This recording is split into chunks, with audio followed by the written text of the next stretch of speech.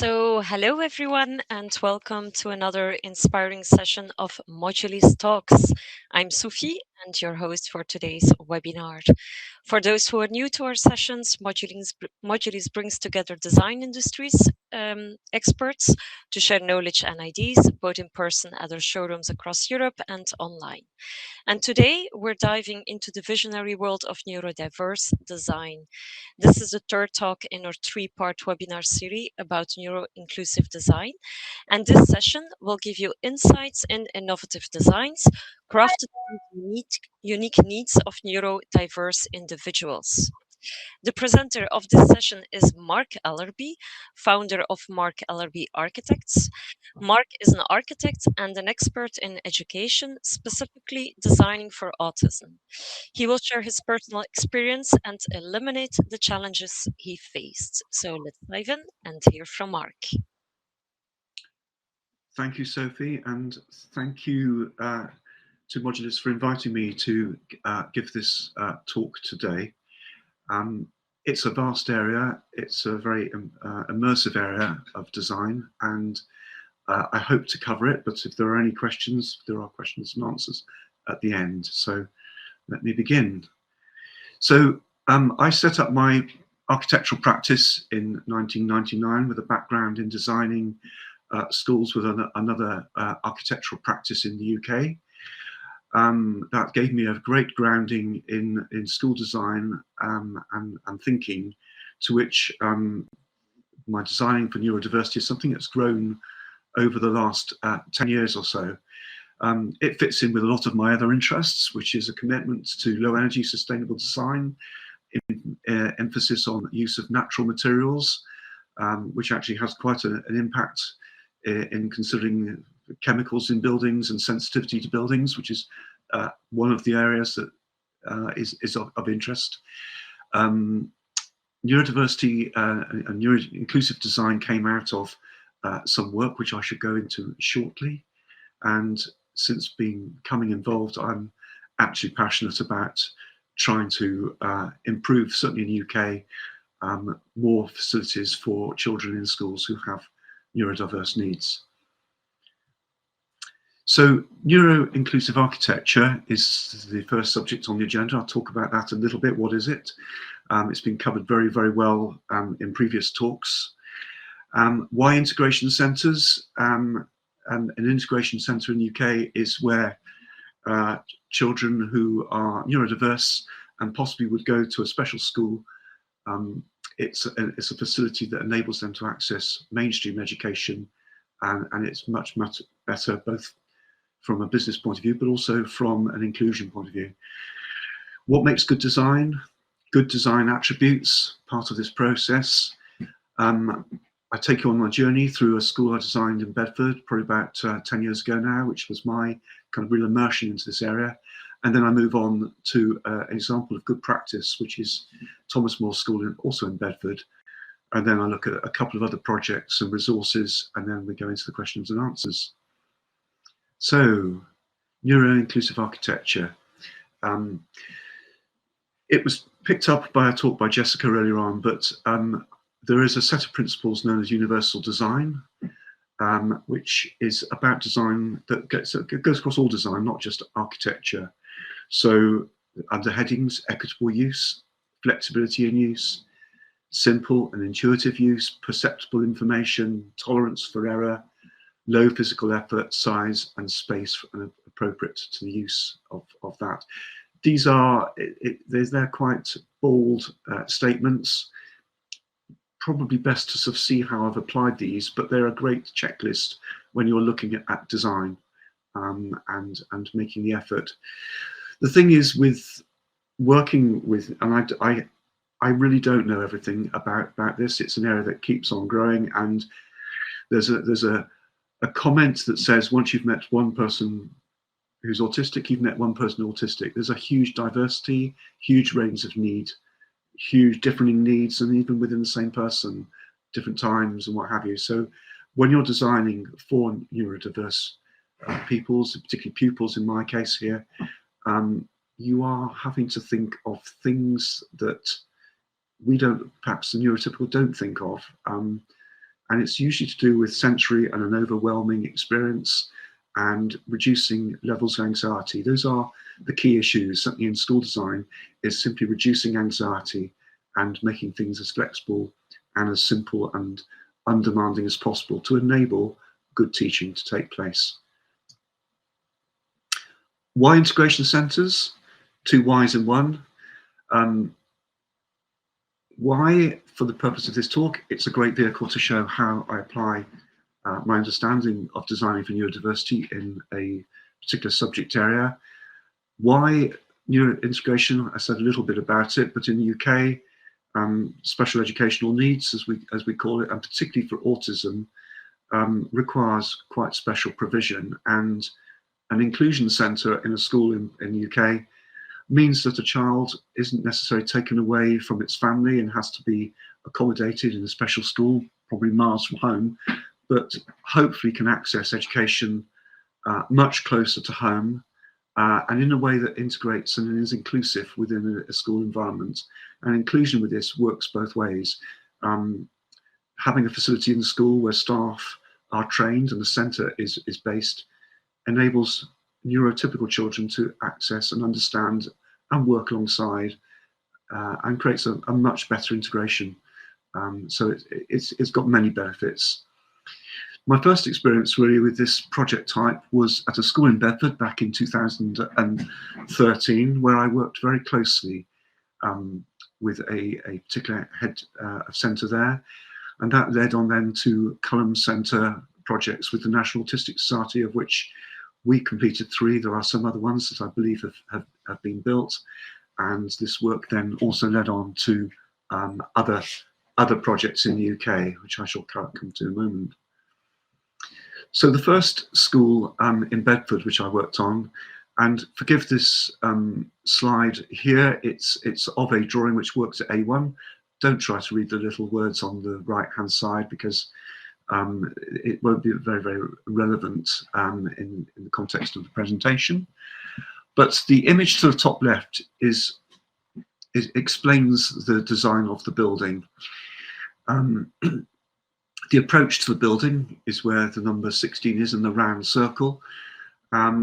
We were working here at the school with an existing facility that was a classroom tucked at the back of a very poor quality building, and was the only provision in the school. And we had a sum of money to deliver a new an enhanced autism centre for the school, and we had to work with what we were given.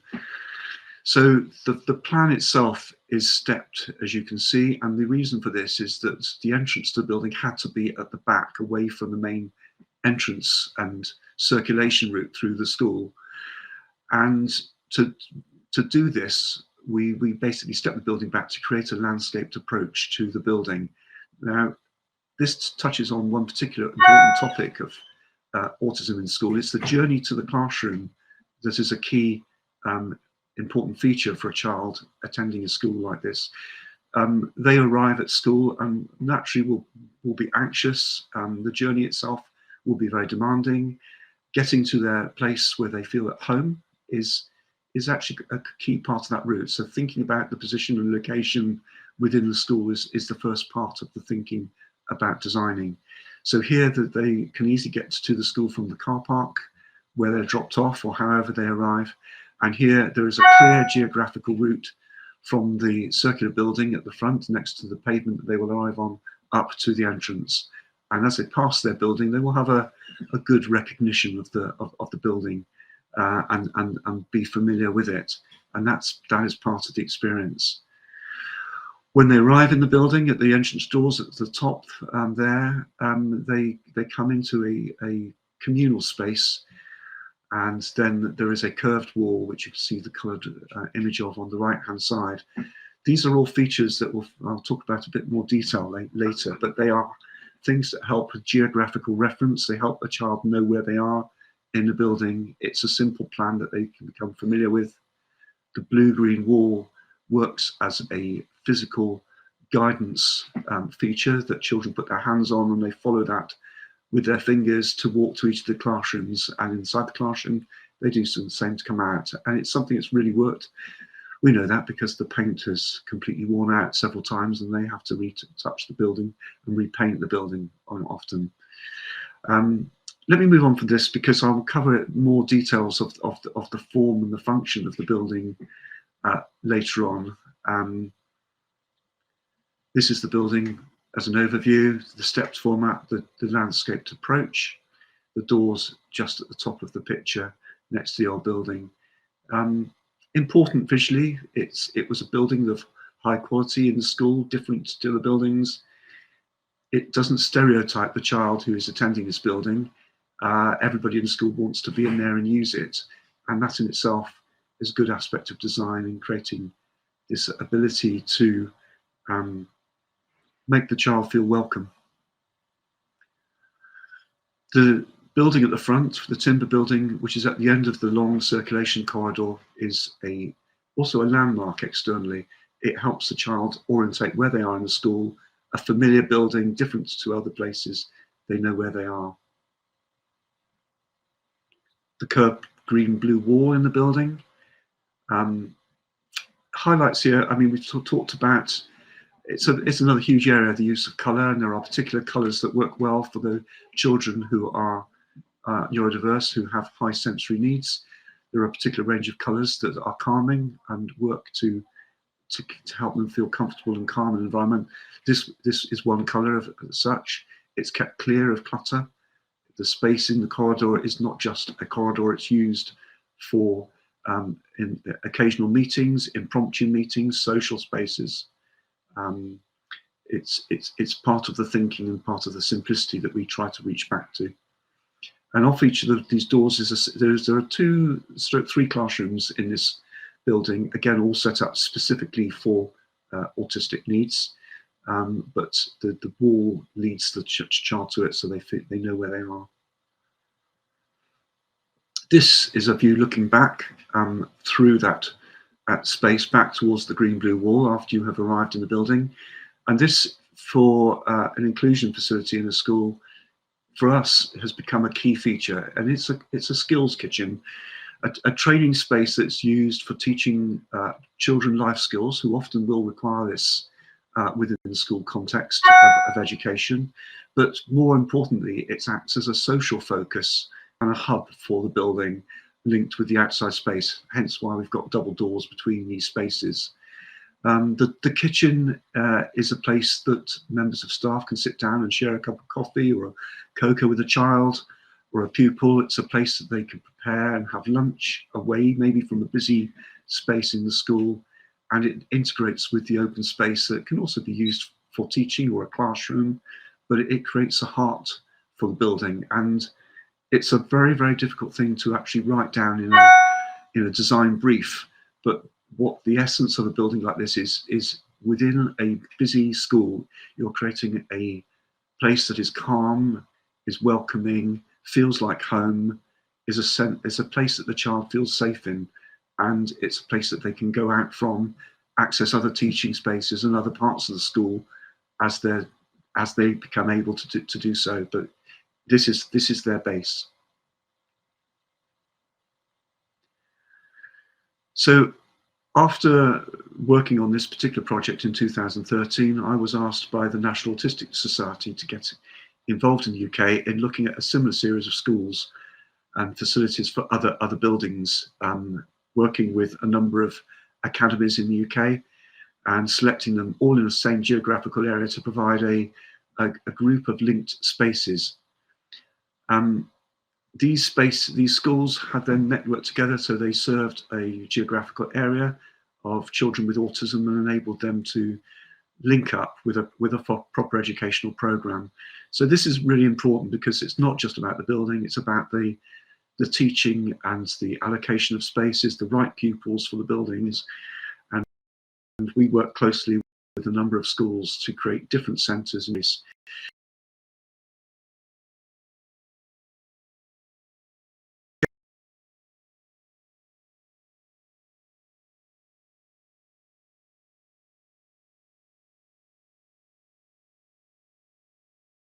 That support those classrooms, and then in the middle there is a sort of a dotted line that shows the sort of the gathering space. We're always trying not to create corridors. We want to create spaces that are open and are easy, help the child easily understand where they are in the building, but are also the hub and where they can meet, and flexible breakout spaces. So we worked at a number. This was a school in Godalming in Surrey, where those principles are applied. This wasn't the final design, but it shows in the left-hand drawing the series of classrooms. Perhaps picking up form, you can see that there are walls that are at funny angles to the bottom of the drawing. These have glimpsed views out through glass doors, which enable access to the garden courtyards outside. Again, a hugely important feature of working in schools, particularly with neurodiversity, is access to outside teaching spaces. So the walls actually block views of the garden. It avoids distraction. You're trying to avoid visual distractions, but you still allow daylight in through roof lights above, hence the pitched roofs with roof lights in them. And again, you can see the lobby arrival space and the specialist provision of therapy spaces and other meeting rooms and staff facilities to the top of the plan. The big rectangular building that you can see is the original building behind. The school, the Cullum Centre for the NAS at a school in Chertsey, similar thinking, non-linear spaces, use of curves, a central lobby meeting space, a kitchen off it, and then groups of classrooms off that building as well. So what makes for good design? Referred earlier to universal design and the ability that this is about good design for everyone, but it's about thinking of particular needs. And I think one of the things that I've learned as I've gone on in this journey is the importance of really understanding your subject area and understanding the needs of autistic and neurodiverse people. I'm not myself on that. I have dyslexia to a degree, but understanding what it's like to be hugely challenged by over sensory matters is something that is sometimes hard to get your head around. And the more you talk and the more you listen and are receptive to people, the more you can bring back to the design. And very often, I would say that the people in the real world that you're working with to deliver these buildings may not be neurodiverse themselves, and the client organisation that you are taking the brief from and the people who are paying the money for the building very often don't understand the very needs of what you're trying to work with them. So briefing, getting a good brief from the school, getting across the messages about what you need to do, what are important aspects of the budget, what are less important, are vital. So you need a good brief, and you need that really good client architect designer relationship to make the most and to deliver the best building. I mean, the picture to the right says it all. Good briefing secures good design. Doesn't matter how well you know your design if you don't deliver it and you don't get it across to the people that matter.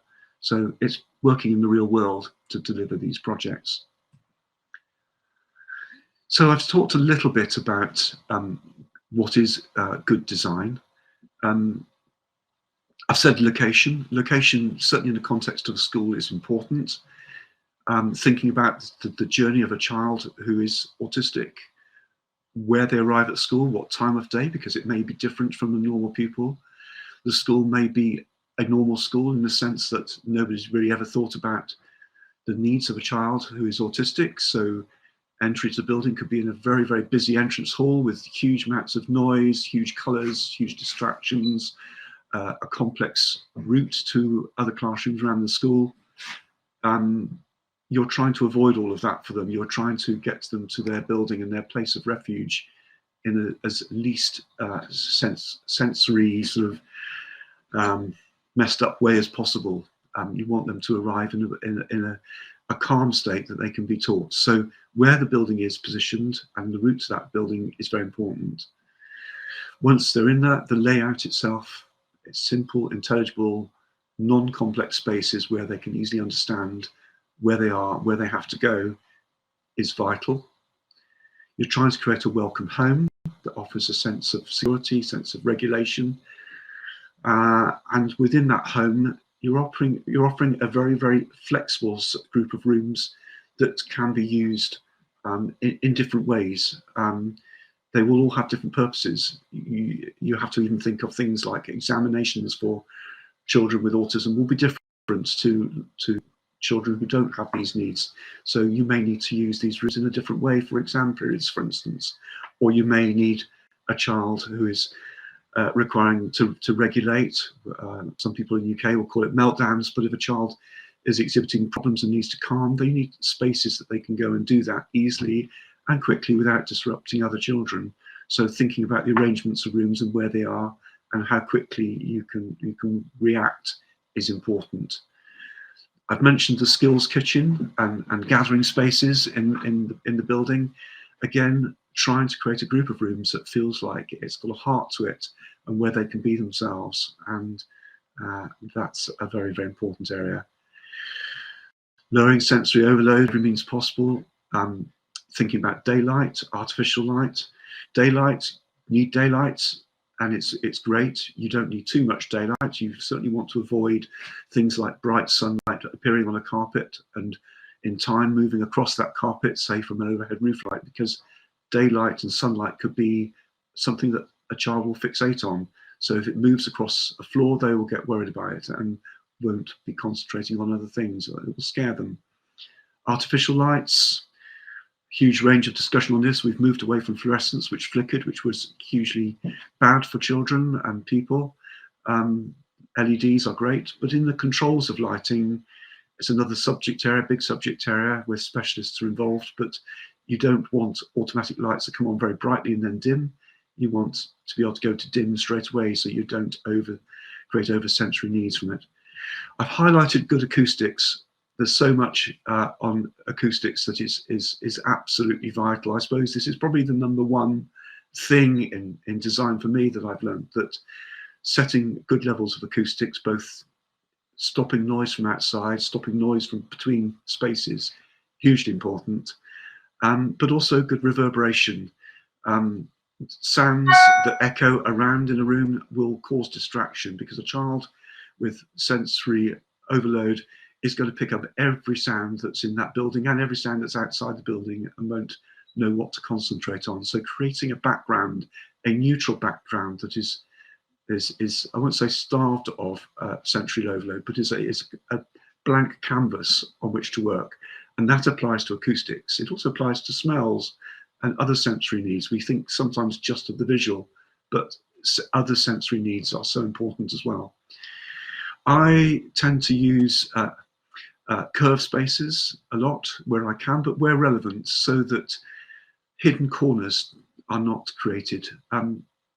Things that are around a corner for a child with anxiety and sensory needs is something that causes anxiety. If a curve leads to a space or allows a child to see around a corner, it removes that fear and therefore creates things. And there's a lot of other sort of research on curves in buildings that leads that. It's good for all of us. Sufficient space, you need more space because a child with autism will probably not have a great understanding of interpersonal spaces. So trying to avoid conflict with others, needing more space, it is a need and it's a genuine thing.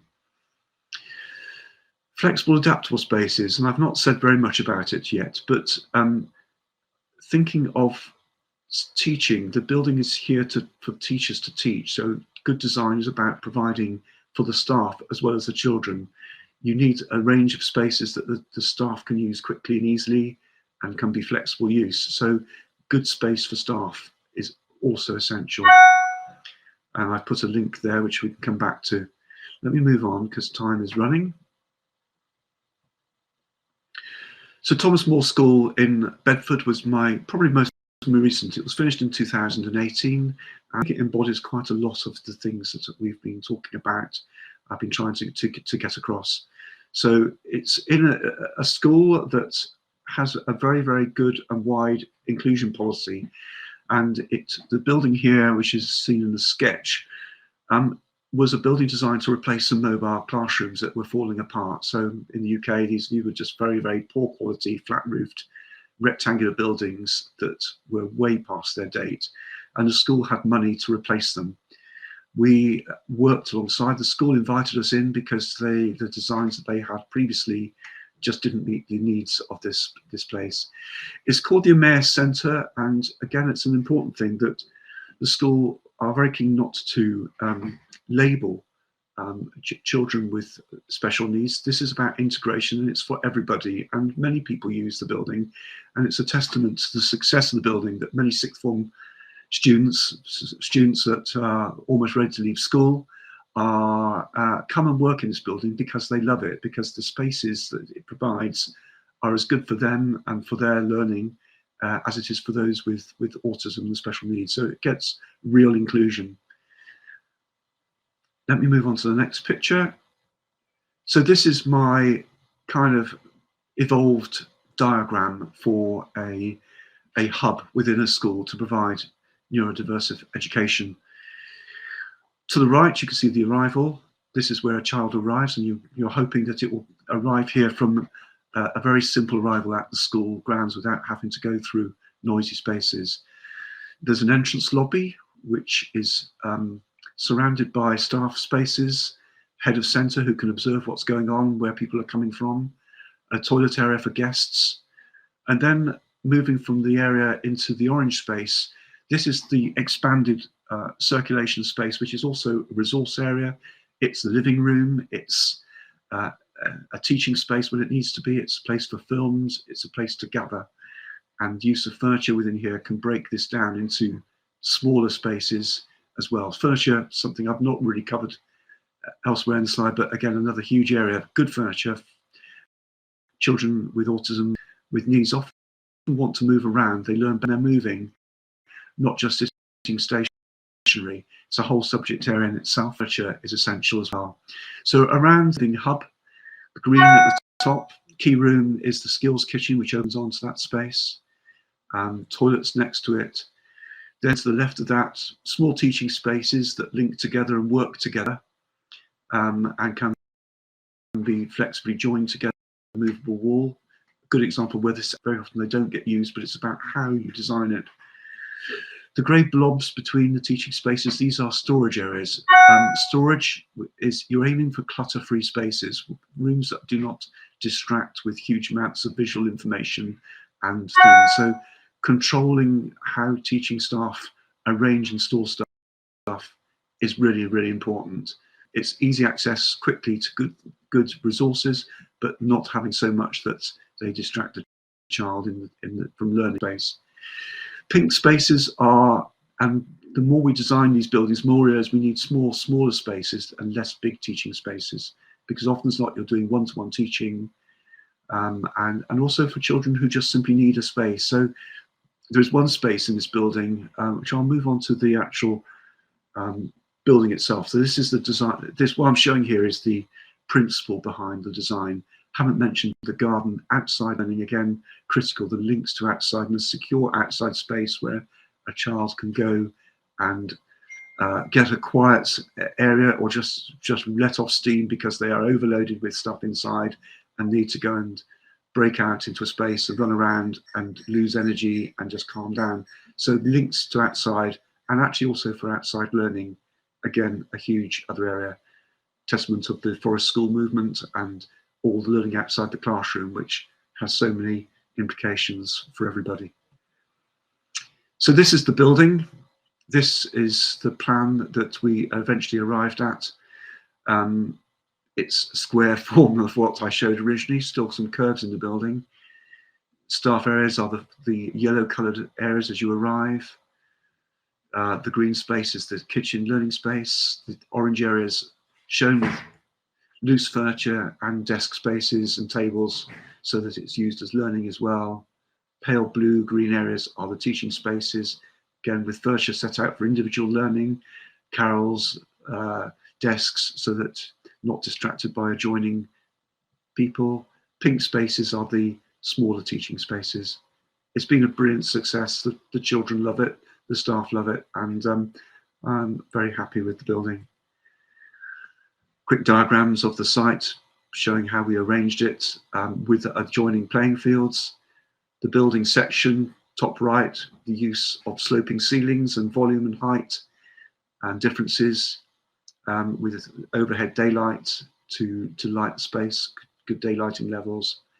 The entrance and the elevation below it is a focal point and a welcoming to the school. The garden design we've already talked about, and not a clear diagram, but again, use of outside teaching spaces, area to grow things, areas to have pets, and other aspects, which again is part of learning education. Some images of the building, the entrance, again, clear entrance, clear where am I going, focal, use of materials that are different to the rest of the school.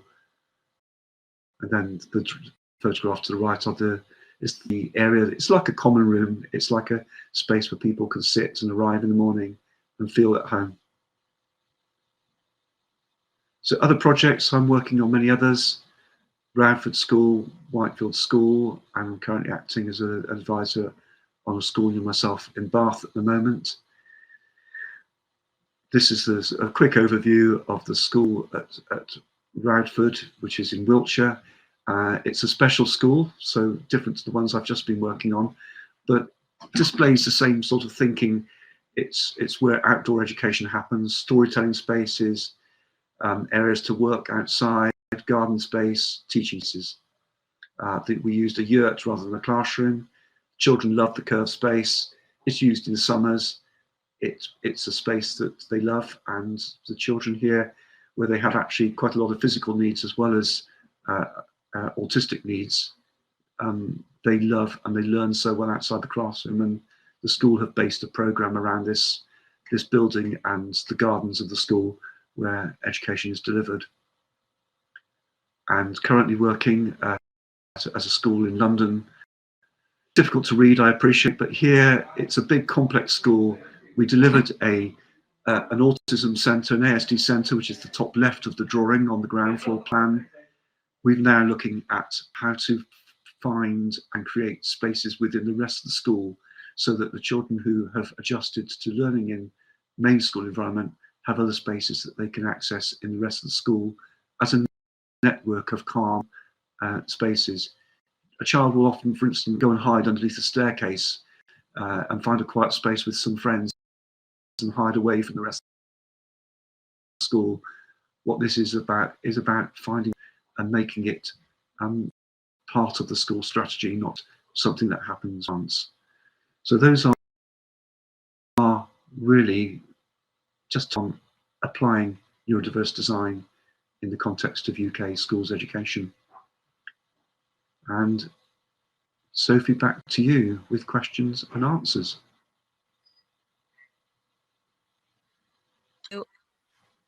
Yes, thank you, Mark. What a nice presentation. Thank you so much for sharing these practical insights. And personally, I think it's really heartwarming to see how many projects you have already or you're doing and have already done. And I just hope personally to see more of these across Europe or across the world, and also in mainstream schools, let's say. So great. Let's have a look at the questions. So we have here one. You talked about experiences. Can you give any advice on how to manage children who become aggressive, potentially violent? How does the design, environment, space, furniture support? Maybe you have a story or two. That's a very good question, Sophie. I have to say in qualification that the schools I've been working on are for children who are carefully selected in mainstream education, because not every integration centre in a UK school is going to be appropriate for every autistic child. It depends on the degree of their sensory vision and what are their experiences. There are some schools, and again, I've worked with National Autistic Society on some of these, where the level of physical need and how a child will display some of the autistic tendencies requires environments where absolutely you need robust furniture and you need very robust walls and you need a level of provision. So understanding is a key thing. But that does still happen in mainstream schools, and it's having safety valves. So within a school like this, I was trying to get across that you have got a freedom for a child who is displaying aggression, particularly with outdoor spaces, providing quiet spaces that that child and the staff know that they can take a child to. If they need to calm down, they've got a space they can easily access without having to go through another classroom or another area, maybe even to allowing that child to go outside into a secure outside space where there's a security around it, secure fencing, there are quiet spaces outside that the child can go and calm down. It's as management and the staffing of how to deal with autism in the school as much as it is about the design, responding and providing those spaces. It's about both. I can't pretend that the building will always answer everything, but what you can do is anticipate what's going to happen and make provision for it. And then it's working really closely. I've probably not emphasized enough that I haven't just worked with the head teachers and the senior management of schools in these buildings. I have worked absolutely closely both with autistic people and with the special educational needs, the SENCOs within the school, which is the term in the UK we use for the teacher in charge of delivery of this education. Working with people who understand what those needs are is so important. You've got to understand the staff and how they teach. You're delivering not just for the child, but for the delivery of the education. And the two work together, to work hand in hand. That's really nice explained. Thank you, and it makes sense. Let me have a look at, we're receiving more questions. What are your research strategies at the beginning of the project? How do you uncover insights? A good question. Read, look at other projects, talk to people. I think my background learning about school design from the outset was hugely important, because a lot of good design in schools from the background I had, it's actually good for autistic children as well. It's worked around. So I've got a good background in over 30 years of designing in schools. So this is an extra layer on top of a huge background in research. We've got, in the UK, we've got excellent documents from the Department for Education. There's lots of guidance in the UK on these things. I've not touched on that because it would be standard if you're working in a UK school to know the space standards, how much area you need, what space provision is. You're using that as a background to your knowledge and you're adding to it. But I mean, research, talking to people, finding what works. There are excellent resources online. There's a particular website I can't recommend enough, which is called Architecture for Autism. It's www.architecture-for-autism.org. It's Flip, and I can never remember his surname, who's based in the Netherlands, but he has assembled a really good resource on all aspects of designing for autism. He's based in the Netherlands, but I've spoken to him on a number of occasions, and he's got some great guidance. There are lots of other guides out there, and there are a lot of